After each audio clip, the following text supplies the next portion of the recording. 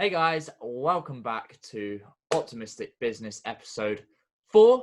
And today is going to be just me. I'm doing a short one for you guys today because there's some things I want to talk about that it's difficult to talk about when there's a guest on because I'm always focused on their amazing ideas and don't really get what I'm thinking off my plate. And there's been a lot on my plate recently. And so I just wanted to share some thoughts with you guys and I hope you get some inspiration from them. And the first thing I've been thinking of recently is to do with the Bible. And there's this parable called the prodigal son. And it's where this son realizes that his dad's pretty much dead. He's dying early. Um, so he asks for his inheritance. And his dad tries to warn him that this isn't a good idea. He's not ready for it. And then he decides that the son's being persistent, so he'll give him the money. And the son runs off really happy, then goes and buys a load of prostitutes and booze and gambles it all away and has nothing left and is a complete mess. And, at first he has his pride there. He's like, I can't go back to my dad. He'll be so angry of all the mistakes I've made. But ends up hanging his head in shame and returning to the father and says, I'm so sorry for everything I've done. Please forgive me. And the father, to the surprise of the son, embraces him with a warm embrace and welcomes him home as if nothing had ever happened. Right. So the idea of the parable is that it's a anecdote towards that if you have sinned and piss off God, that when you ask for forgiveness in a genuine manner, he will forgive you and you'll be welcomed back into the kingdom of heaven. However, I think this parable for me, based off certain social things that have been happening in my life recently with family and friends, is that this parable teaches us that in order to act kindly, we need to learn how to be the father in this situation. We need to learn how to forgive people when they've made mistakes. And that's really difficult sometimes. We grow up in the UK in a capitalist society. And whilst I do love capitalism, I think capitalism, that was right.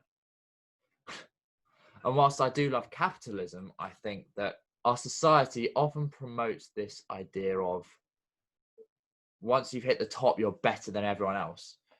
And you almost start to look down on people. And for me, at the beginning of my journey, very much, I'm not there yet. I'm nowhere near there yet. But I know that when I'm taking actions towards success every day, sometimes I look behind me on the people who are being lazy and think, you're an idiot for being lazy.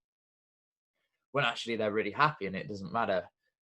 And there's often people who have pissed me off in the past that I've held grudges against and been like, there's no way I can speak to you again. But it's so hypocritical to behave like that because you're insinuating that you're better than them when realistically we're all sinners. He who has never sinned, throw the first stone. It's another line in the Bible.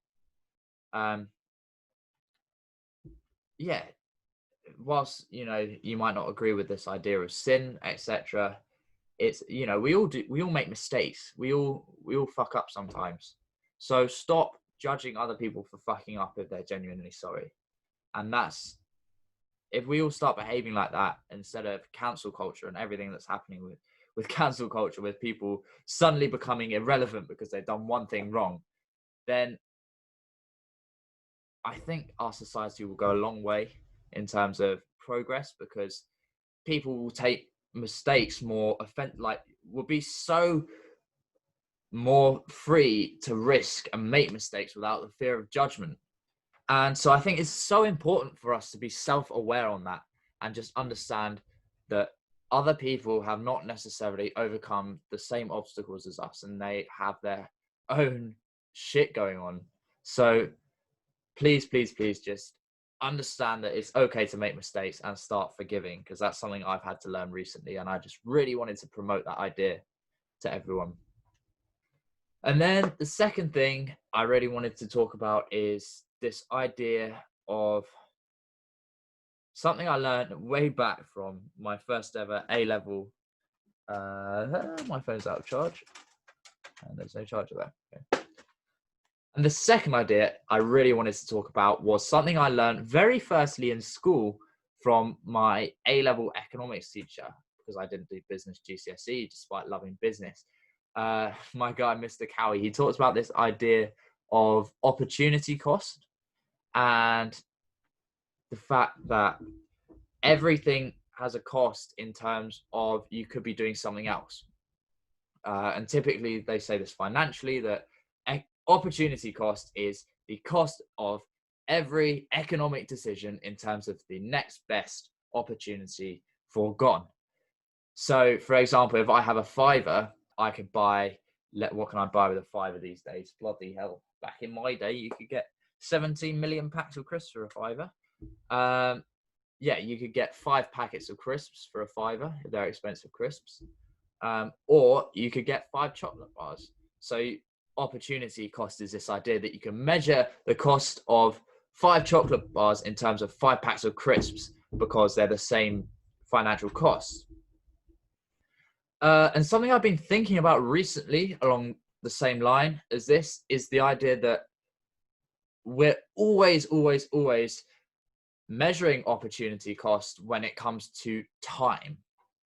And it really upsets me when people let other people's opinions affect them and they spend hours and hours, really upset by things that have happened in their day or the environment around them or something someone else has said, because you could spend that time doing so many other things. Like that 5 minutes you just spent, I did a LinkedIn post about this actually, that 5 minutes you just spent crying that someone called you ugly, you could have spent FaceTiming your grandma and saying how much you love her.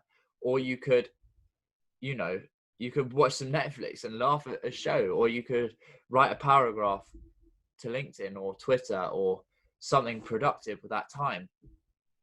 And let's say you just spent an hour watching Netflix and you found it really boring. You could have spent that hour building a brand or doing something productive or doing something that helps you move towards your goals. And,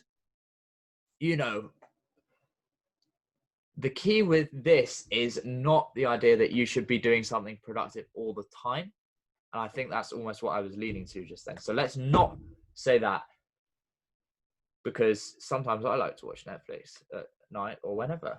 The key is understanding what makes you happy and what you can do productively towards that, instead of worrying about what other people say should make you happy. And when other people are complaining about something you're doing, not giving a shit about that and understanding that you could be doing something much better with your time than listening to what other people are saying you should be doing. Because that's their opinion. They might really enjoy what they say you should be doing, okay, but you're not them.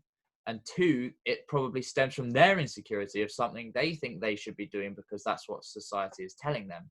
When in reality, you should just do what makes you happy, because we've got one life. And,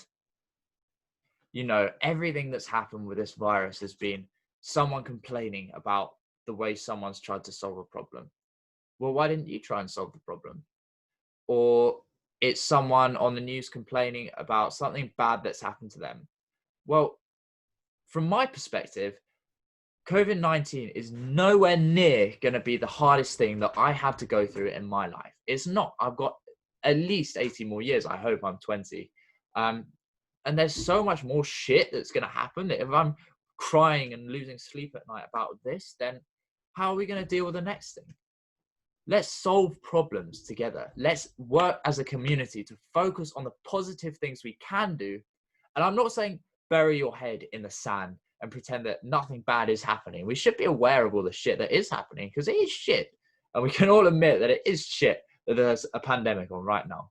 But let's fucking do something positive to solve it, because that's what we can do better with our time than sit for an hour watching the news and complaining about all the bad shit that's happening. Let's spend that hour spreading happiness, spreading kindness, and working towards the solution, and not being part of the mob that's complaining to everyone about how bad the situation is, guys.